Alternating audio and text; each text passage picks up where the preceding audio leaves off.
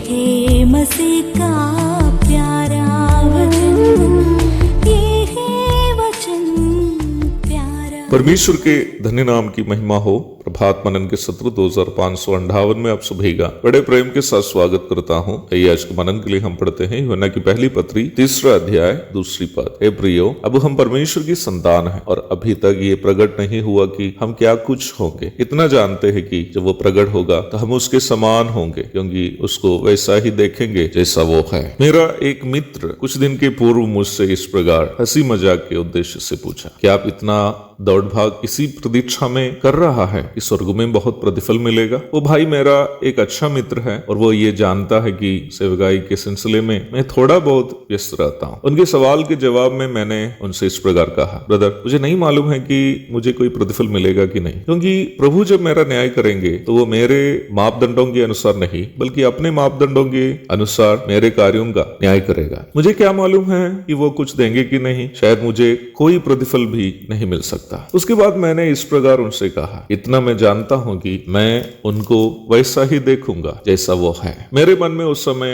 यही बात थी जो हम प्रारंभ में पढ़ी। हाँ प्यारो, हमें से कोई ये नहीं जानते कि हमें से किसको किसको जीवन का मुकुट, आनंद का मुकुट, धार्मिकता का मुकुट, महिमा का मुकुट आदि आदि मिलेगा। केवल प्रभु ही जानता है। प्रभु अपने पवित्रता के मापदंड से तोलने के बाद यदि हम में से किसी के काम सही निकलेगा तो उन्हें प्रभु के कर कमलों से प्रतिफल आने की सौभाग्यता मिलेगी। लेकिन हम सबके लिए एक बात सुनिश्चित है, वो यह है कि हम अपने प्यारे प्रभु को, जिसको हम आज केवल विश्वास से देखते हैं, उस दिन आंखों से देखेंगे। इतने सारे मसीह भाई बहन बिना देखे उन पर विश्वास किए, उनके लिए यहाँ तक अपने प्राण को भी त्याग दिए। वे सभी उस दिन जब वो प्रकट होगा उनके परम पवित्र चेहरे को देखेंगे। जब मैं इस बात आपके साथ साझा कर रहा हूँ, मेरा हृदय भावुकता से भर रहा है, मेरी आंखें खुशी की आंसुओं से भर रही है, क्योंकि आज मैं भी अपनी सीमित क्षमताओं में रहते हुए एक पागल कुत्ते के समान इस कोशिश में लगा हूं कि जिस प्रभु ने मुझे खोजकर स्वर्गधाम को छोड़कर संसार में आया, मेरे पापों से मुझे